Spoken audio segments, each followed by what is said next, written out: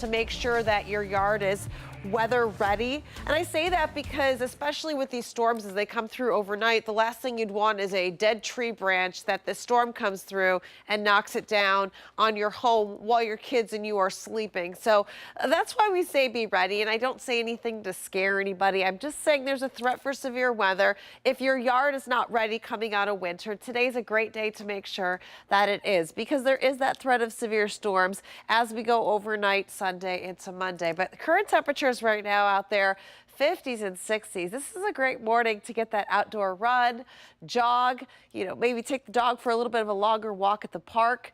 But in the next 6 hours, we're going to get to 70s already by noon. So something to really look forward to, which I'm excited about. But what I'm not excited is about this system. So you can kind of see it starting to take shape here.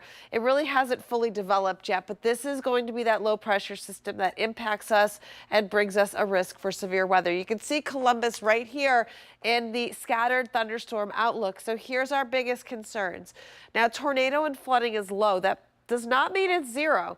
So that's saying there could be an isolated tornado warning or flood warning that's issued. So you want to make sure you're prepared for those things. But the major concerns I have are for wind especially, and hail. Large hail means at least 1 inch in diameter, which is about the size of a quarter. So today that's not a problem. Today we might have some pop-up showers. You can see here throughout the morning into the early afternoon these might develop. But mostly cloudy to partly cloudy skies. Overall going to be a gorgeous but windy day. Then tonight we see some showers develop overnight, so don't be surprised if you wake up, you're headed to church, take the dog out tomorrow morning. It'll still be warm, but it'll be wet. And then we get a little bit of a break, you can see by the early afternoon.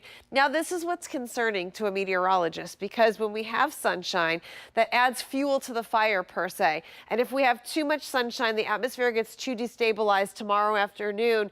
That's what's really going to fuel these storms. So we're going with the threat that, yes, there is that chance of thunderstorms because of the sunshine. We're going to have that break.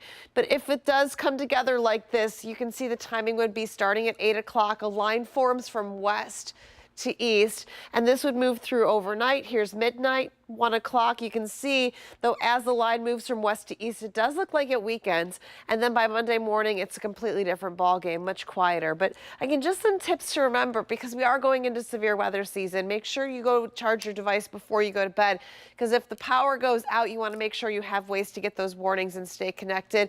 Good time to also go over the spring weather plan in place with your kids. Make sure they know what to do. If, say, a tornado warning was issued, do your kids know how to get into the safest level of the house? If it's a condo, it's an apartment, the lowest floor, and getting into a room where you have 4 inside walls around you. Just little things like that. I'm hoping the storms don't get that bad, but we always prepare for everything.